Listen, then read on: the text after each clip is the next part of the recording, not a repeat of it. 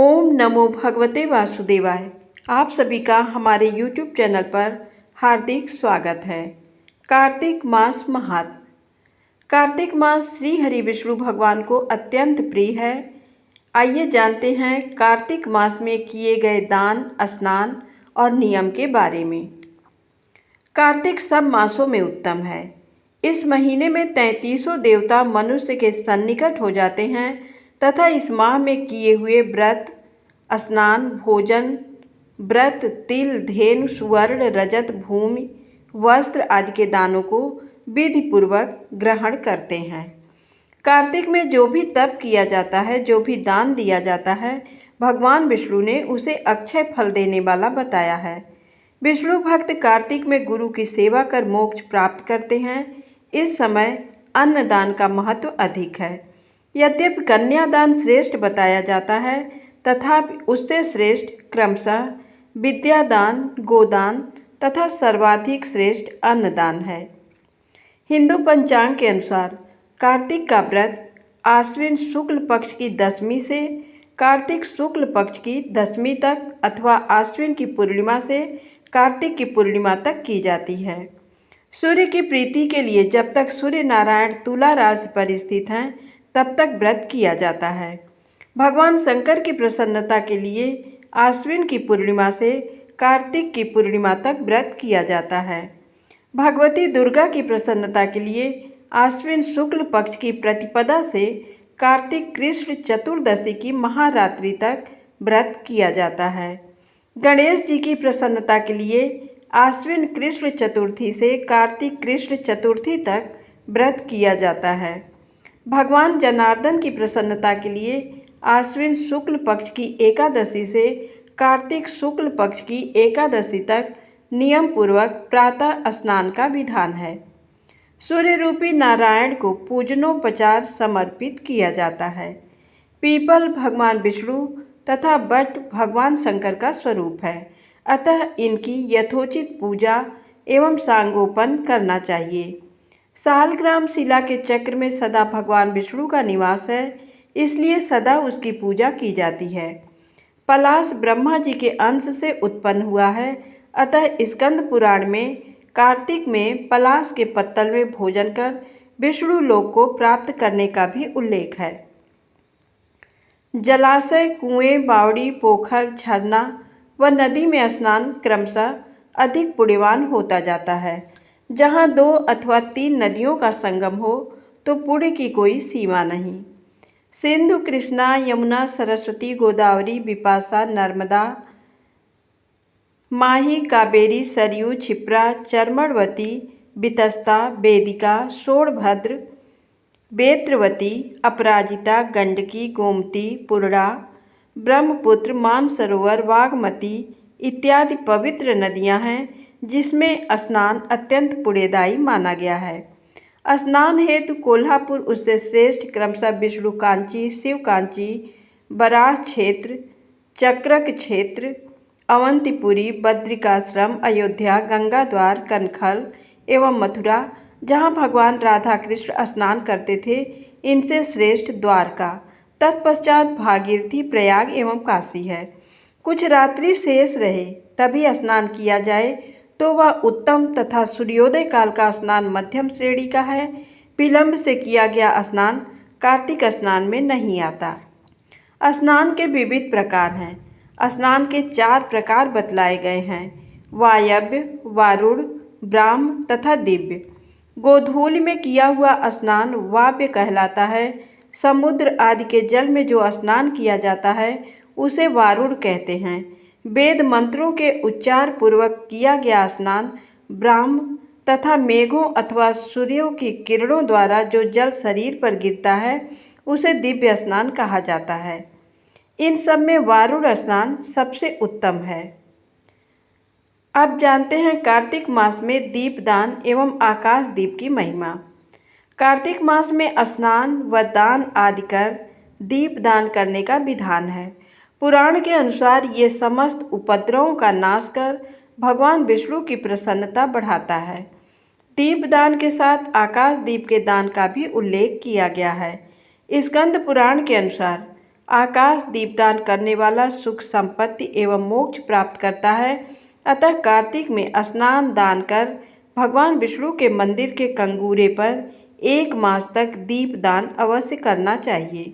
एकादशी से तुला राशि के सूर्य से अथवा पूर्णिमा से लक्ष्मी सहित भगवान विष्णु का ध्यान कर आकाश दीपदान आरंभ किया जाता है।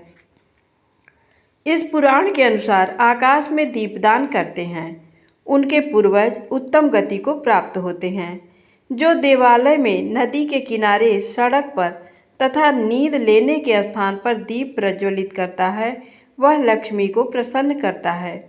जो कीट एवं कांटों से भरी हुई दुर्गम एवं ऊंची नीची भूमि पर दीपदान करता है उसे किसी प्रकार का कष्ट नहीं भोगना पड़ता।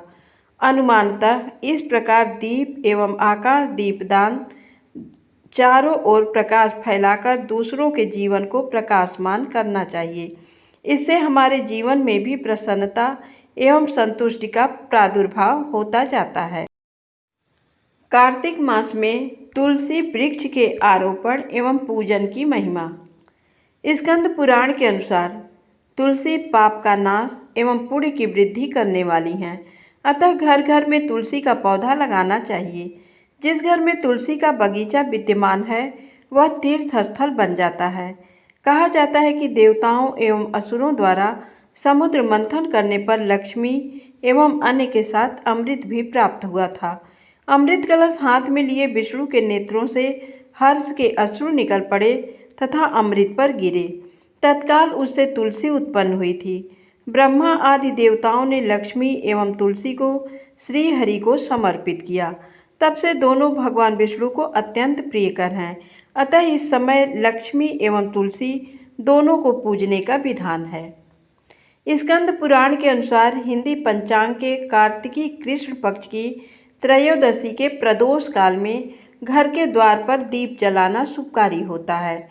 कदाचित इसीलिए दीपावली के उत्सव में हम त्रयोदशी के दिवस से ही द्वार पर दिए जलाना आरंभ करते हैं। दीपावली से पूर्व चतुर्दशी को तेल मात्र में लक्ष्मी तथा जल मात्र में गंगा निवास करती हैं। अतः इस दिन प्रातःकाल तेल व उपटन लगाकर जल से स्नान बताया गया है।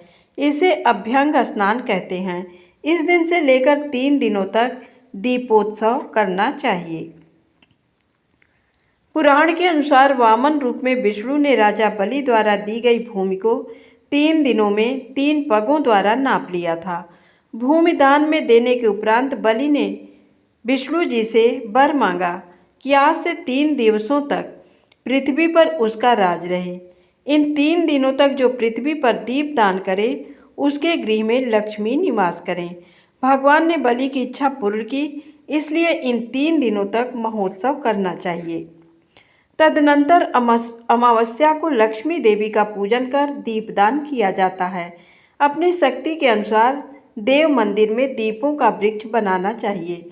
चौराहे पर, श्मशान भूमि में, नदी के किनारे, पर्वत पर, घरों में, वृक्षों की जड़ों के समीप, गौशालाओं में, चबूतरों पर तथा प्रत्येक गृह में दीप जलाकर रखना चाहिए। सर्वप्रथम ब्राह्मणों एवं भूखे मनुष्यों को भोजन कराकर पीछे स्वयं नूतन वस्त्र एवं आभूषण से विभूषित होकर भोजन करना चाहिए। जीव हिंसा, मदिरापान, अगम्यागमन, चोरी तथा विश्वासघात ये 5 नरक के द्वार कहे गए हैं। इनका सदैव त्याग करना चाहिए। तदनंतर आधी रात के समय नगर की शोभा देखने के लिए धीरे धीरे पैदल चलना चाहिए तथा आनंदोत्सव देखकर घर लौटना चाहिए। दीपावली के अगले दिन अर्थात बलि प्रतिपदा के दिवस बलिराज गौओं को भोजन अर्पित कर अलंकार से विभूषित किया जाता है। उनकी आरती उतारी जाती है। अगला दिवस यम द्वितीया कहलाता है, जिसे भाई दूज के रूप में मनाया जाता है। पूर्व काल में हिंदी पंचांग के कार्तिक शुक्ल द्वितीया को यमुना जी ने भ्राता यम को अपने घर भोजन कराया था तथा उसका सत्कार किया था। तभी से भाई दूज की ये प्रथा आरंभ हुई। इस दिन भाई अपनी बड़ी बहन के घर जाकर उसे प्रणाम कर उससे आशीर्वाद प्राप्त करता है। तत्पश्चात बहन के घर भोजन ग्रहण करता है। भोजन के पश्चात भाई बहन को वस्त्राभूषण देता है। इस प्रकार बहन के कुशल क्षेम की जानकारी उसके मायके वालों तक पहुंचती थी। उन्हें यह संतुष्टि प्राप्त होती थी कि उनकी पुत्री अपने ससुराल में कुशल एवं संतुष्ट है। आंवले के वृक्ष की उत्पत्ति और उसका महात्म। स्कंद पुराण के अनुसार वैकुंठ चतुर्दशी को आंवले के वृक्ष की पूजा की जाती है।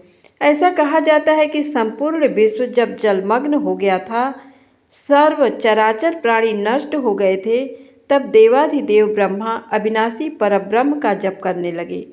तत्पश्चात भगवत दर्शन के अनुरागवश उनके नेत्रों से अश्रु निकल पड़े। प्रेम से परिपूर्ण अश्रु की बूंद जब पृथ्वी पर गिरी, तब वहाँ से आंवले का महान वृक्ष उत्पन्न हुआ। सब वृक्षों में सर्वप्रथम उत्पन्न होने के कारण इसे आदिरोह भी कहा जाता है।